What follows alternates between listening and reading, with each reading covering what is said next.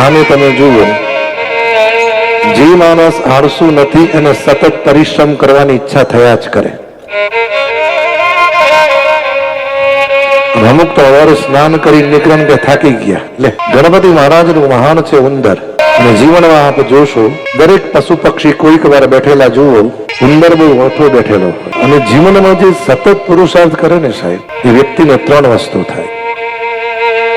જે સતત મહેનત ને પુરુષાર્થ કરે, સૌથી પહેલા એના શરીરમાં રોગ જલ્દી ના થાય. બીજું, એ વ્યક્તિને કોઈ પણ દિવસ નાસીપાસ થવું ના પડે. અને ત્રીજી વસ્તુ, એ ગમે તેટલા જેવું ને જીવનમાં ગમે તેટલી અવસ્થા ને ગમે તેટલી ઉંમર થાય, એ વ્યક્તિ રિટાયર થવાની તૈયારી હોય ને તો એની ઇન્કમ તો ચાલુ જ હોય. ભગવાન ગણપતિ મહારાજે કહ્યું કે આપે સતત બોલવાનું, મારે સતત લખવાનું. અને મારો એક નિયમ, તમે બોલતા બોલતા અટકી ગયા, હું વચ્ચે એમનું એમ મૂકીને જતો રહી. અને આમે તમે જુઓ સાહેબ, જેને જીવનમાં મહેનત કરવી છે ને જીવનમાં જેને કંઈક કરવું છે ને, એ તો દુનિયાના ગમે તે છેડે જાય, એ એની રીતના પુરુષાર્થ અનુસાર સંપત્તિ પ્રાપ્ત કરી લે. અને જેને કંઈ કરવું જ નથી, એને નજીકમાં પડેલું હોય તોય દેખાય નહીં.